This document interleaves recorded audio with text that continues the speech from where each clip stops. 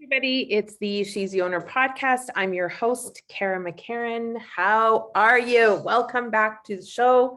So this episode's called Scary Shit, Do It Anyway. And if you are listening, hopefully the sound is okay because I'm not using the mic. I don't have time to go get myself set up, but I wanted to record this podcast super quick so that it was done and you had value and you were going to learn something. So scary shit. What do I mean by scary shit? Like so many different things, right? And I think if you're listening to this, likely a business owner or aspiring business owner, or you're in sales, and I've started to make that distinction only because if you are in sales, you kind of are running your own shop a little bit. Even if you're being fed leads in your job, if you're a salesperson and you're getting leads, you still have a big responsibility. And I think sales is a lot different than it was. Like if I were to go back into sales for someone else, I would be using my social media to build my own little business within the business. So this is applicable to you as well. If you are in a sales position. And I mean, there's always something for everybody, but let's just, I don't like to say I'm the Walmart for everybody. There's certain people who will get stuff out of this and certain people that will not. So scary stuff. I mean, it's sort of relative, right? Like you can say you think something's scary that I might think like, what is that even a big deal? For example, Firewalk, right? Like a lot of people think that's the scariest thing in the world. For me, flying used to be the scariest thing in the world. So I think it's just, I think we get this misconception that when we're running a business or running a mission or we're in a sales job or whatever the thing is that it's supposed to not be frightening. It's supposed to just be happy-go-lucky, personal growth, right? Like the first time I went to a Tony Robbins event, first of all, I had to fly. And as I just mentioned, I did not appreciate flying at all. And so for me, it was very scary. And here, let me just actually tell you the story about how this all went down, because it might give you a chuckle, but it will teach you that at the end of the day, there's literally no one else is participating in your rescue. And I know that's a saying that you've heard before, but it's so relevant. It needs to be repeated often. So when was it? I guess 2017. Yeah. 2017 was the business mastery event with Tony, and it was in Vegas.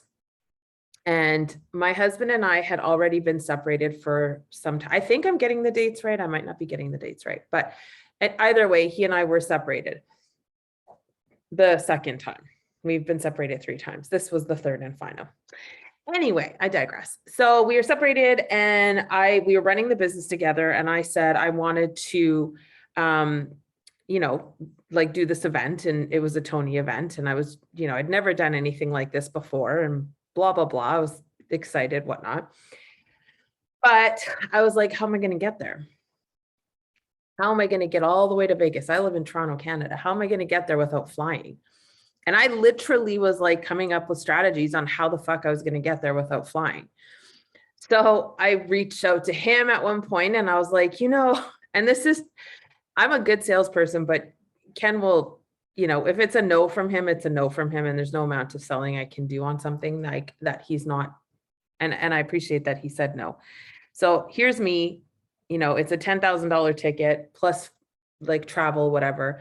I phoned him and I'm like, hey, why don't we do a family trip? Because, if you know me and Ken, even when we're separated or when we're going through separation or divorce, whatever, he's still my, one of my best friends, and we get along really well. And we're not the couple that hates each other, blah, blah, blah.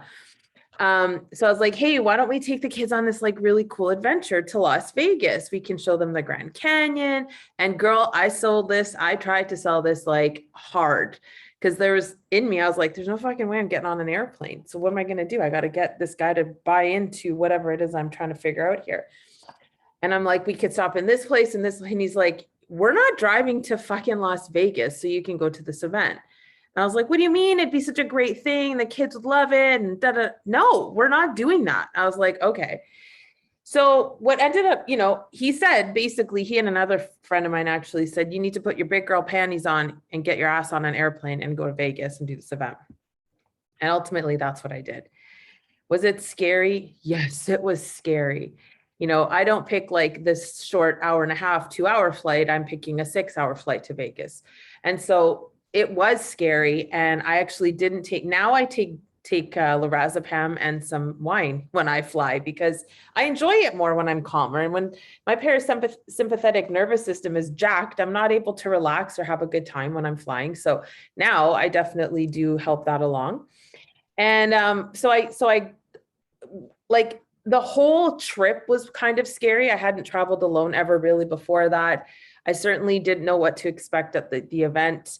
And it like, the whole thing was really jarring. And then once I got there, I was okay. But like, here's what I'm going to say about doing the scary shit. It's like, if we don't actually first of all, it's a terror barrier, right? Like this, and I talk about this in my program. If you're interested in the program, let me know. But there's never, like, growth will never happen if you're not doing the scary shit. Growth will only happen if you're doing the scary shit. Growth will only happen when you're like, you know what, that scares the crap out of me. I need to do it. Oftentimes when I think about doing an event, like I just joined a mastermind group. Well, I mean, it's not a mastermind group, it's a course, and it's with a coach who's leading it.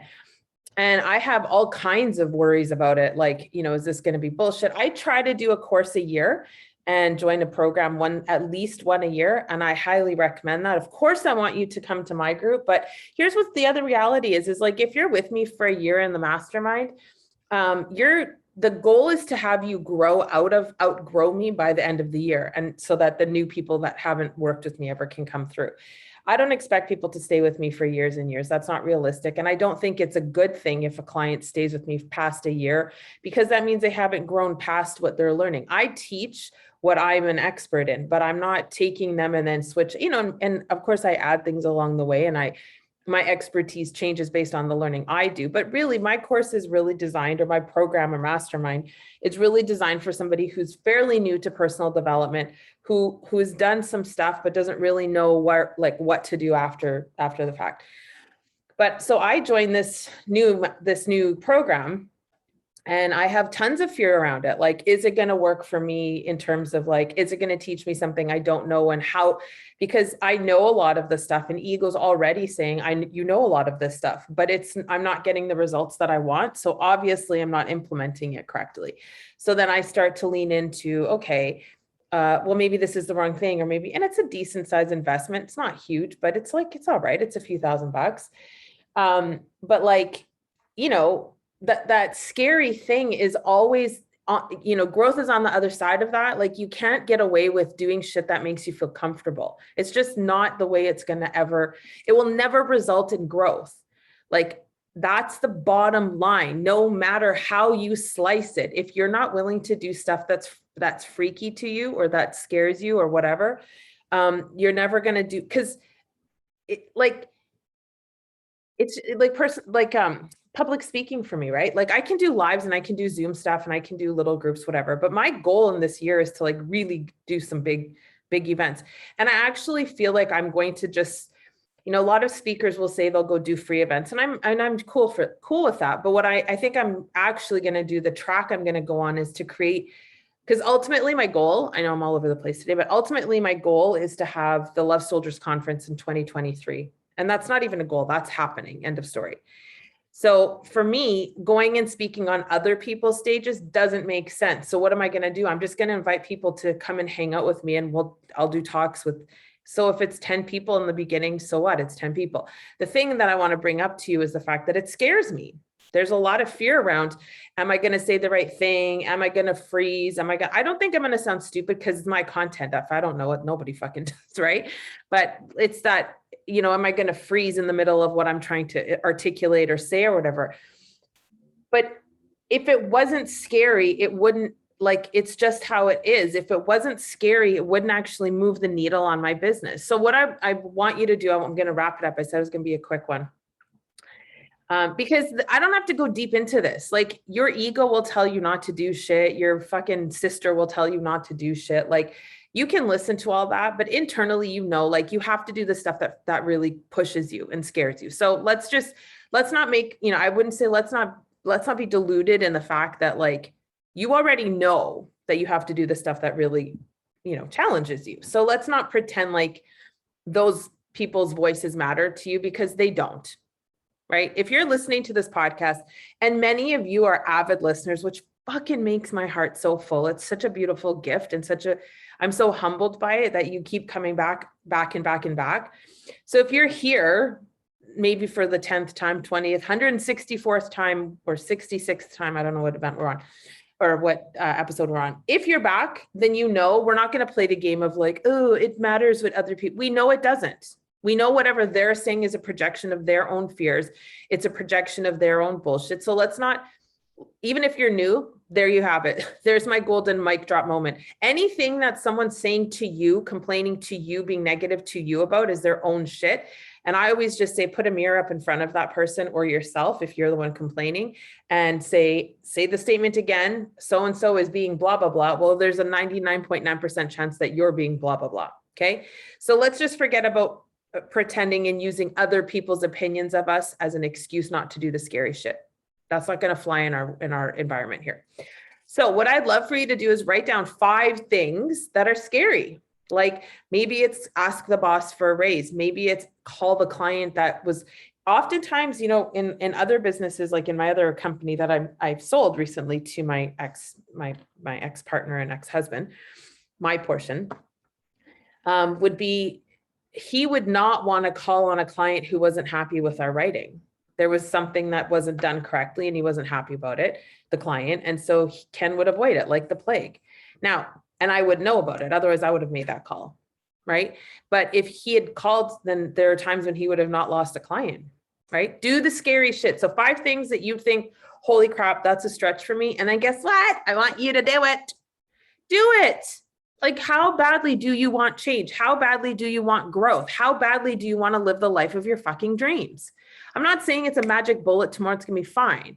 I'm saying though, if you have a list of things you're looking at and you're thinking, ooh, that's a stretch, nothing will happen if you don't attack that list or you don't start to work that list. Start working the list. 5 scary things that you need to get done that you know will move the needle in your relationship, in your mindset, or in your business, and do it. All right. I hope you have an amazing day. I love you. I know it's a short one, and I'll talk to you in the next episode. Bye.